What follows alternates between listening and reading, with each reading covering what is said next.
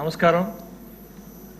ఈరోజు ఏదైతే autism Spectre disorder దీని గురించి మనం ఏదైతే మాట్లాడుకుంటున్నామో ఇది చాలా ఇంపార్టెంట్ డెవలప్మెంట్ అయింది అధ్యక్ష. ఈ మధ్య కాలంలో అంటే ఇది గుర్తించడానికి కూడా చాలా ఇబ్బందికరమైన పరిస్థితి. ఎందుకంటే నార్మల్గా పిల్లోడికి 4 సంవత్సరాలు వచ్చినంత వరకు అంటే యావరేజ్ డిటెక్షన్ యావరేజ్గా ఐడెంటిఫై చేయడానికి 4 సంవత్సరాలు పడుతుంది అధ్యక్ష. ఈ 4 సంవత్సరాలు కూడా పేరెంటల్ అంటే పేరెంట్స్ దగ్గరే పిల్లోడు ఉంటాడు. ఆ పేరెంట్స్కే అవేర్నెస్ లేనప్పుడు వాస్తవానికి 80% ఆఫ్ ద బ్రెయిన్ ప్రతి పిల్లోడికి ఈ టైంలోనే డెవలప్ అవుతుంది అధ్యక్ష.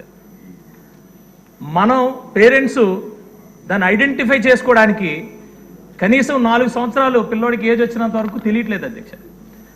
కానీ ముఖ్యంగా ఈవెన్ మంత్రి గారు చెప్పినట్టు కూడా ముఖ్యంగా ఎర్లీ డిటెక్షన్ ఎర్లీ ఇంటర్వెన్షన్ అధ్యక్ష. దీనికి మందు చాలా త్వరగా దీన్ని ఐడెంటిఫై చేయాలి అధ్యక్ష.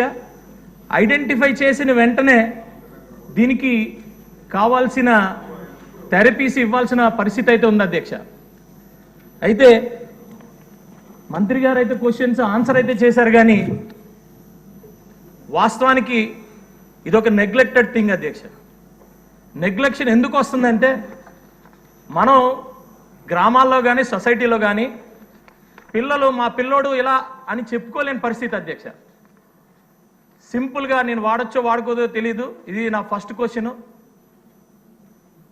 ఎవరైనా పక్క పిల్లోళ్ళు ఎవరన్నా లేకపోతే పక్కన పేరెంట్స్ మీ పిల్లోడికి ఏమైనా పిచ్చా ఇలా అని అడుగుతారని పేరెంట్స్ కొంచెం భయంగా తెలిసినా కూడా బయటికి చెప్పలేని పరిస్థితిలో ఉంటారు అధ్యక్ష.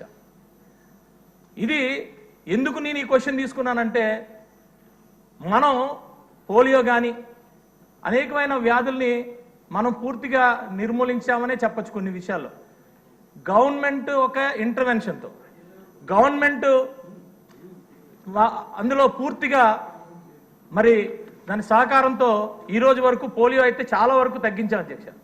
ఇది కూడా అలాంటిది ఒకటి అధ్యక్ష.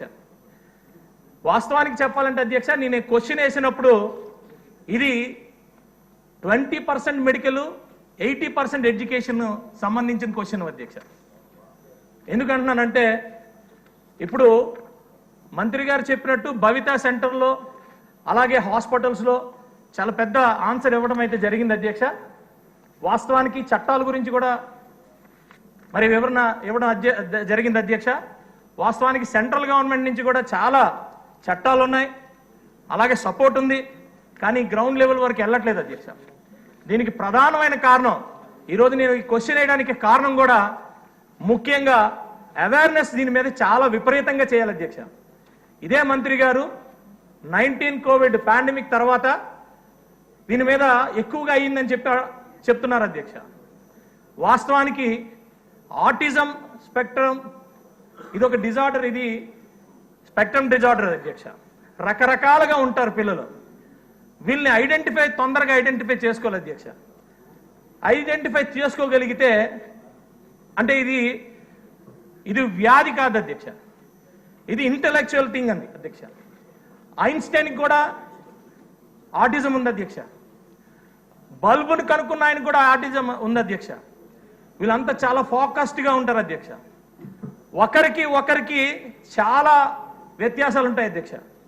అంటే కొంతమంది ఐ కాంటాక్ట్ ఉండదు, కొంతమంది బట్టలు వేసుకుంటే ఒక రకమైన బట్టలు వేసుకుంటే భయపడతారు, గుండీలు పెట్టుకోవడానికి భయపడతారు, అలాగే లేసులు కట్టుకోవడానికి భయపడతారు. ఇలాంటి కాంబినేషన్స్తో పిల్లలు ఉన్నప్పుడు 1:1 టీచింగ్ స్పెసిఫిక్ ఇది మనం ఇవ్వాల్సిన పరిస్థితి ఉంది అధ్యక్ష. మంత్రి గారు చెప్పినట్టు భవిత సెంటర్స్లో 1:10 భవిత సెంటర్స్లో కేవలం ఒక ఆటిజమో ADHDయో ఈ స్పెక్ట్రమ్ డిజార్డర్స్ మీద మాత్రమే అయితే ఇది చేయట్లేదు అధ్యక్ష. చట్టం కూడా చెప్తుంది ఏంటంటే మనకి